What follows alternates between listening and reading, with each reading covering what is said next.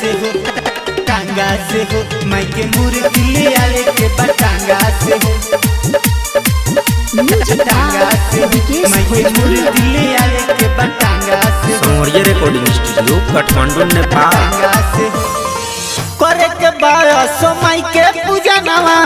ऐसा लादी पूजा के समानावा ऐसा लादी पूजा के समानावा करे के बारसो माई के पूजा नवा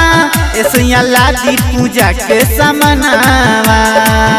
पर साथी जाके लादी दर भंगा से हो माई के मूर्ति ले आए के टांगा से हो पिया जल्दी तू अवतारा भंगा से हो माई के मूर्ति ले आए के टांगा से हो पिया जल्दी तू अवतारा भंगा से हो। प्रेम से बोली तारा चंडी मैया की। टांगा से हो टांगा से हो माई के मूर्ति ले आए के टांगा से समोरिया रिकॉर्डिंग स्टूडियो काठमांडू नेपाल। टांगा से हो माई के मूर्ति ले आए के टांगा से हो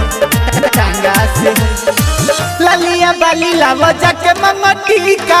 बिना चुनरी आके लागतारी फीका बिना चुनरी आके लागतारी फीका लालिया बाली लावा जाके मम्मा टीका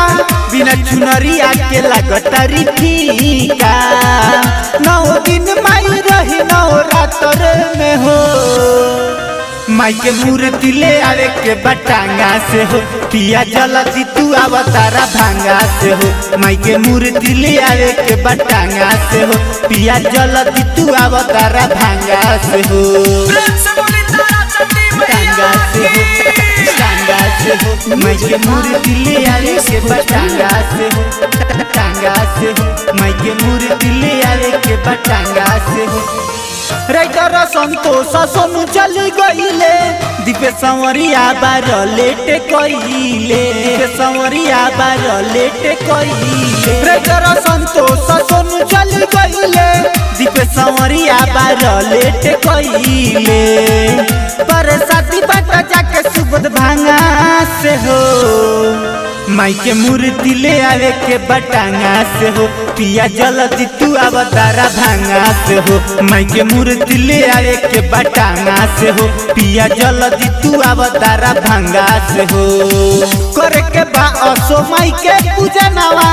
ए पिया लादी पूजा के समानावा पर साथी जाके लादी दर भंगा से हो माई के मूर्ति ले आवे के टांगा से हो पिया जल्दी तू अवतारा भंगा से हो माई के मूर्ति ले आवे के टांगा से हो पिया जल्दी तू अवतारा भंगा से हो।